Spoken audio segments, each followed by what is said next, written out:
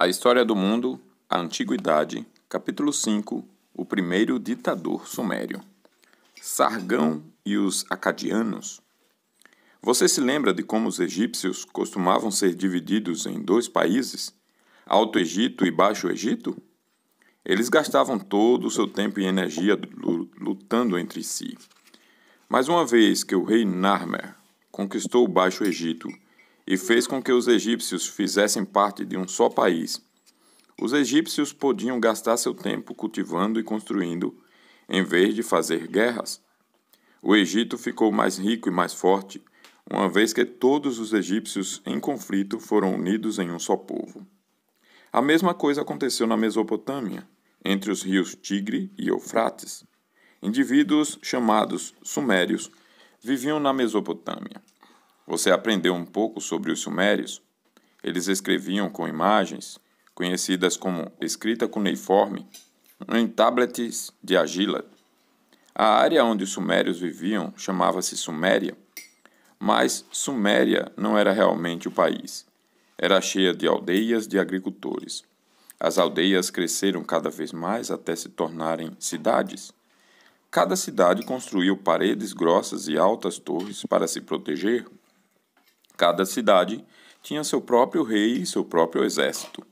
E as cidades lutavam umas com as outras o tempo todo.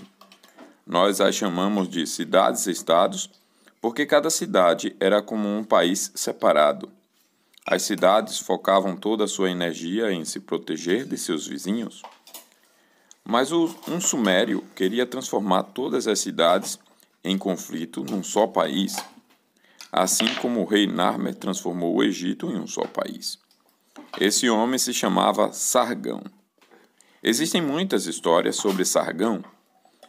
Uma das mais conhecidas, ou das mais antigas, diz que ele não tinha pais.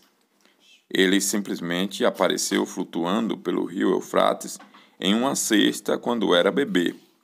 A cesta ficou presa nos juncos na beira do rio, perto de uma cidade-estado chamada Quixe. Um dos servos do rei de Quixe estava no rio, pegando água em um jarro. Ele ouviu um som estranho. De onde vinha esse som? O servo viu uma cesta. Ele se abaixou para olhar dentro e viu um bebê chorando, o bebê Sargão. O servo levou a cesta de volta ao palácio do rei de Quixe. O rei deu-lhe permissão para manter o bebê e criá-lo. Então Sargão cresceu dentro do palácio. Ele se tornou forte, bonito e popular com os outros cortesãos. Ele até se tornou o copeiro do rei. A cada refeição ele trazia para o rei seu vinho em seu copo de ouro. O copeiro do rei era um de seus servos mais confiáveis, porque era muito fácil envenenar o vinho do rei. Mas o rei de Quixe confiava em Sargão. O rei não deveria ter confiado.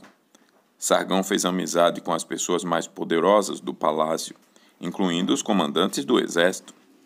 Ele se tornou tão popular que convenceu o exército a segui-lo em vez do rei. E ele mesmo persuadiu o exército a matar o rei e transformá-lo, Sargão, em governante. Isso aconteceu por volta de 2334 a.C. Mas isso não foi suficiente para Sargão. Ele não queria apenas ser rei de uma cidade, ele queria ser rei de toda a terra da Mesopotâmia. Então, ele começou a atacar as cidades ao seu redor. Ele lutou em mais de 50 guerras para conquistar a Mesopotâmia. Eventualmente, Sargão governou todo o país entre os rios Tigre e Eufrates. Ele construiu uma nova capital chamada Acádia e nomeou seu novo império acadiano. Agora a Suméria estava unida em um país sob um único governante. Mas muitas das cidades que Sargão conquistou não gostavam de fazer parte do Império Acadiano. As pessoas estavam acostumadas a criar suas próprias leis e a administrar seus próprios assuntos. Sargão sabia que para permanecer no comando, ele teria de obrigar as cidades a obedecer às suas leis. Então ele usou seu exército para forçar todas as cidades acadianas a segui-lo. Ele enviou soldados do exército acadiano para viver em cada cidade conquistada. Eles garantiam que as pessoas que viviam na cidade seguissem as leis de Sargão em vez de outras leis. Se as cidades conquistadas não obedecessem, os soldados as puniam. Isso é chamado de ditadura militar. Militar significa ter a ver com o exército. Uma ditadura é quando pessoas precisam obedecer ao governo sem fazer perguntas. Em uma ditadura militar, o exército está no comando. O império de Sargão durou anos, mas apenas porque ele usou o poder de seu exército para mantê-lo unido. Capítulo 6. O povo judeu. Deus fala a Abraão. Sargão o Grande governou muitas cidades na Mesopotâmia. Uma das cidades do império de Sargão chamava-se Ur. E um homem muito importante morava na cidade de Ur. Seu nome era Abraão. O livro de Gênesis na Bíblia nos fala sobre Abraão. Há muito tempo, Abraão vivia com seu pai Terá na cidade de Ur. Ele ajudava seu pai a administrar seus negócios. Terá era um comerciante. Ele comprava e vendia cobre, ouro, púrpura e escarlate, canela e sal. Ele ficou rico comprando e vendendo em Ur. Terá deveria ter sido feliz. Ur era o lugar perfeito para um comerciante viver. A cidade foi construída nas margens do rio Eufrates para que os comerciantes pudessem navegar até a cidade com seus bens. Mas Terá viveu em tempos difíceis. Após a morte de Sargão, seu império havia desmoronado. Os reis das cidades ao redor de Ur estavam brigando uns com os outros. Tribos de povos selvagens chamados Gútios estavam invadindo a terra entre os rios. Se Ur fosse atacada, a cidade poderia ser queimada. Terá poderia perder todas as suas riquezas na guerra. Terá vivia preocupado. Ele perguntou aos antigos deuses da Mesopotâmia o que deveria fazer. Ele fez sacrifícios extras ao deus da lua, o deus especial da cidade de Ur. Ele inclusive foi até a maior zigurate de Ur e pediu ao deus da lua para protegê-lo do mal.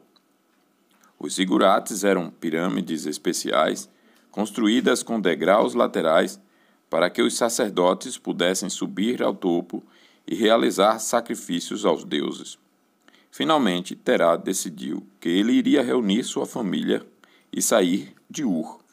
Ele pegou Abrão e a esposa de Abrão, Sarai, e partiu para encontrar um lugar melhor para morar. Eles viajaram ao longo das margens do rio Eufrates, procurando uma cidade para se estabelecerem.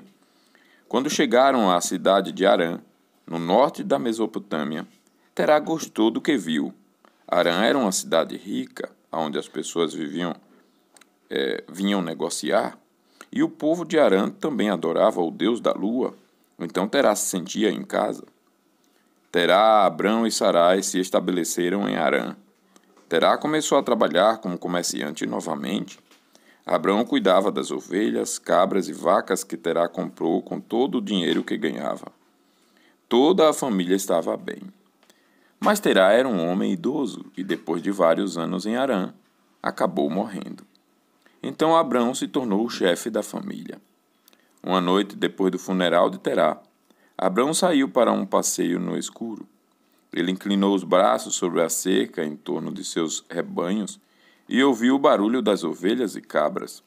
Ele se perguntou se deveria continuar cultivando ou se deveria se tornar um comerciante como seu pai. Talvez ele devesse voltar para Ur, onde o resto de seus parentes estava. Ele pensou consigo mesmo: talvez eu peça ao deus da lua ou a um dos outros deuses para me dizer o que fazer. De repente ele ouviu uma voz dizer: Abrão. Ele olhou em volta, mas não viu ninguém. Quem é você? Ele disse: Você é um deus? É um dos deuses? Eu sou o único Deus, disse a voz, e não há outro Deus senão eu. O que o Senhor quer que eu faça? Abraão perguntou. Deixe Harã, disse Deus, e vá para a terra que lhe mostrarei. Eu a darei a você e a seus filhos. Eu farei de vocês uma grande nação. Abençoarei seus amigos e amaldiçoarei seus inimigos. E todos na terra serão abençoados por sua causa. Deus disse a Abrão para ir a Canaã. Abrão nunca havia pensado em ir a Canaã. Afinal, não havia grandes cidades comerciais lá.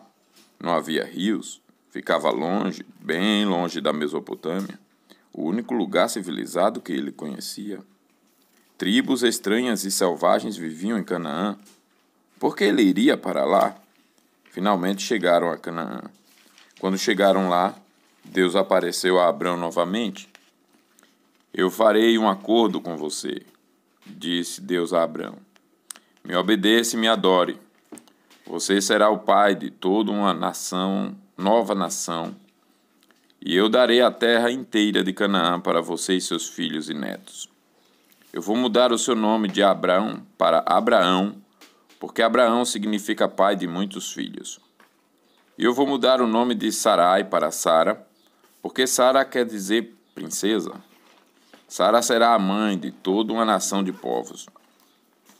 Abrão achou isso muito engraçado, porque ele era um homem velho, mais velho que seus avós. Ele riu muito com a promessa de Deus. Como Sara e eu teremos filhos? Ele perguntou a Deus. Nada é impossível para Deus, Deus respondeu. E no ano seguinte, Sara teve um bebê, quando ela já tinha pelo menos 90 anos de idade. Abraão e Sara nomearam seu filho Isaque, o que significa riso, porque eles riram de Deus. Isaque teve um filho chamado Jacó, e então Jacó teve filhos, 12 deles. Todos esses 12 filhos tinham suas próprias famílias. Todas essas famílias viviam em Canaã. Eventualmente, cada um dos filhos de Jacó tinha uma tribo inteira de pessoas com o seu nome. A tribo de Judá foi nomeada em homenagem ao filho de Jacó, Judá. A tribo de Benjamim recebeu o nome de seu filho mais novo, Benjamim. Essas 12 tribos ficaram conhecidas como a nação de Israel ou o povo judeu. José vai para o Egito. Os 12 filhos de Jacó nem sempre se davam bem. Todos eles queriam ser o favorito do pai. Mas Jacó amava seu filho José mais que os outros. O livro de Gênesis na Bíblia nos fala sobre José e seus irmãos. Um dia José estava no campo com seus irmãos, observando as ovelhas de seu pai. De repente ele ouviu seu pai Jacó chamando: José! José! Cuidem das minhas ovelhas! José disse a seus irmãos e correu rapidamente para a tenda do pai. Sim, pai? Ele perguntou. José, disse Jacó, você é muito especial para mim. Por isso fiz um lindo casaco para você usar. Ele segurava um lindo casaco, tão colorido quanto um campo cheio de flores e macio como uma nuvem, enfeitado com uma borda de roxo. José mal podia acreditar em seus olhos. Ele estava acostumado a roupas simples, feitas da pele de cabras e da lã das ovelhas de seu pai. Ele pegou o casaco e vestiu. Obrigado, pai, ele disse. Vou usá-lo sempre, mesmo enquanto eu estiver cuidando das ovelhas. E ele correu de volta para o seu rebanho de ovelhas. Olha, Judá, ele gritou. Olha, Benjamim, olhem. Olhem todos vocês. Papai me fez um casaco especial. Seus irmãos ficaram olhando o casaco. Por que eu não ganhei um? Perguntou Judá. Eu sou mais velho do que você. Por que meu pai fez um casaco para você e não para qualquer um de nós? Todos os irmãos resmungaram e reclamaram do casaco de José. Mas José usava o casaco dia e noite. Ele se gabava de seu casaco. Ele se gabava do quanto seu pai o amava. Finalmente, os outros 11 irmãos não aguentaram mais. Certa manhã, eles estavam todos em um campo muito longe da tenda de Jacó quando ouviram José chegando.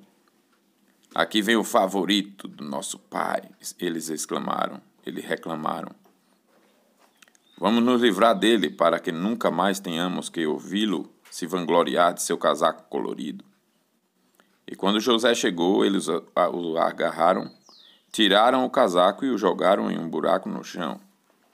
Quando viram alguns comerciantes do deserto, tiraram José do poço e o venderam aos mercadores como escravo. Depois borrifaram um pouco de sangue de cabra no casaco de José e o levaram de volta para o pai. Olhe, disseram eles, encontramos isso no deserto. Um leão deve ter matado José. Jacó chorou muito porque achou que José estava morto. Mas os mercadores do deserto levaram José ao Egito e o venderam ao faraó do Egito como escravo. Lá José morava na casa de Potifar, o capitão dos guardas do faraó. Ele sentia falta do seu pai. Chorava à noite porque seus irmãos tinham sido tão cruéis com ele, mas ele trabalhou duro na casa de Potifar. Logo Potifar tomou conhecimento dele. Ele confiava cada vez mais em José e sempre dava-lhe mais responsabilidade. Logo José era responsável por toda a casa de Potifar. Mas a esposa de Potifar decidiu que José tinha muito poder na casa do marido. Ela contou mentiras sobre José a Potifar. Ele acreditava em sua esposa e mandou prender José. O que vai acontecer comigo, José pensou. Nunca serei livre? Primeiro meus irmãos me vendem como escravo e eu acabo na prisão de Faraó. O que farei? Certa manhã, um dos outros prisioneiros parecia perturbado. Qual é o problema? José perguntou. Eu tive um sonho estranho, disse o homem. Eu sonhei que uma parreira cresceu do chão, bem na minha frente. Na parreira cresceram ramos, os galhos cresceram e as uvas ficaram maduras, bem diante dos meus olhos. Depois espremi as uvas em um copo e entreguei a taça ao faraó. Eu sei o que o seu sonho significa, José exclamou. Isso significa que Faraó vai tirar você da prisão e perdoar seus crimes. Como você sabe? Perguntou o sonhador. Só Deus sabe o que os sonhos significam, disse José. E ele me mostrou a resposta para o seu sonho. Com certeza, 3 dias depois, soldados apareceram na porta da prisão e levaram o prisioneiro embora. Você foi perdoado, disseram eles. Você pode voltar ao palácio de Faraó e trabalhar para ele novamente. Enquanto o sonhador se afastava, José o chamou. Lembre-se de mim. Diga ao Faraó que eu sou inocente, para que eu possa sair da prisão. Mas o sonhador esqueceu tudo sobre José, e ele ficou na prisão por meses e meses e meses. Certa noite, o próprio Faraó teve um sonho aterrorizante. Quando ele acordou, disse: Quem pode me dizer o que o meu sonho significa? Então o sonhador se lembrou de José.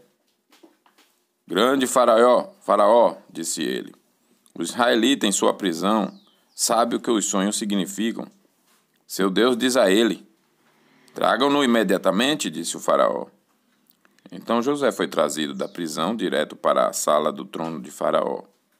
O faraó disse a ele: Eu tive um sonho horrível. Sonhei que estava na margem do rio Nilo e 7 vacas grandes e gordas saíram da água e começaram a pastar na margem do rio. Então 7 vacas feias e magras saíram da água e engoliram as vacas gordas. O que isso significa? Você pode me dizer? Meu Deus me dá a sabedoria para entender sonhos, José respondeu. Ele me diz que as 7 vacas gordas representam 7 bons anos, quando o Nilo transbordará. As plantações crescerão e os egípcios terão muito o que comer. Mas as 7 vacas magras representam 7 anos de fome. O Nilo não inundará e suas plantações morrerão. Faraó, você deve escolher um homem sábio e colocá-lo no comando da coleta de grãos durante os 7 bons anos. Armazene o grão para que os egípcios tenham algo para comer durante os anos de fome. Um homem sábio, disse Faraó. Ninguém é mais sábio do que você, José. Colocarei você no comando de recolher o grão. Você será meu segundo em comando. Então o faraó tirou o anel do dedo e o colocou no dedo de José. E ele deu a José vestes brancas de linho e uma corrente de ouro para usar em volta do pescoço. Ele deu a José uma carruagem para andar e homens para correr na frente dele e gritar: Abram caminho! José percorreu todo o Egito, recolhendo grãos dos agricultores e armazenando-os. Como era de esperar, durante 7 anos o Nilo transbordou e as colheitas foram boas. Mas então veio a fome. O Nilo ficou baixo e o solo ficou seco e rachado. O sol batia nos campos e as colheitas morreram. Os egípcios começaram a ficar com fome. Então José começou a distribuir o grão que ele havia guardado, um pouco para cada família. Nas terras ao redor do Egito, as pessoas estavam com fome por causa da falta de comida, mas no Egito todos tinham comida. Em Canaã, Jacó e sua família estavam morrendo de fome. Não havia água, suas ovelhas e cabras estavam morrendo e suas colheitas haviam falhado. Finalmente Jacó disse a seus filhos: Ouvi dizer que eles têm grãos no Egito. Vão e peguem um pouco para nós. Os irmãos de José caminharam dias e dias e dias pela areia quente para chegar ao Egito. Quando chegaram ao palácio do rei, estavam cansados, com sede e suados. Eles esperavam uma fila muito longa de pessoas famintas antes que pudessem entrar na sala onde José estava sentado, distribuindo grãos. Quando lá eles chegaram, não reconheceram José. Ele estava no Egito há anos e anos. Ele crescera, e ele estava vestido como um egípcio. Mas José reconheceu seus irmãos. Eles o venderam como escravo, e agora eles estavam ali, pedindo-lhe comida. Durante semanas, José não contou a seus irmãos quem ele era, mas finalmente ele não aguentava mais manter seu segredo. Ele os convidou para um grande jantar. E quando o jantar acabou, ele mandou todos os seus empregados embora. Eu sou José, disse ele a seus irmãos. Meu pai ainda está vivo? Os irmãos não podiam acreditar no que os seus olhos viam, e eles ficaram aterrorizados. Agora estamos em seu poder. Eles assustavam um para o outro. Eles sussurravam um para o outro. Ele vai nos matar. Mas José disse: Eu perdoo a coisa má que vocês fizeram comigo. Deus me enviou antes para que vocês pudessem vir e obter comida de mim durante esta seca. Voltem para Canaã e peguem todos os seus rebanhos e suas famílias e suas tendas. Venham e vivam no Egito, onde há muita comida. Assim o pai e irmãos de José e todas as suas famílias, os israelitas, desceram ao Egito e moraram lá às margens do Nilo. A nação israelita cresceu cada vez mais. Eles continuaram a adorar seu único Deus, embora os egípcios acreditassem em muitos deuses diferentes. E enquanto José viveu, o faraó foi gentil com os israelitas e deixou que eles tivessem uma parte do Egito para si.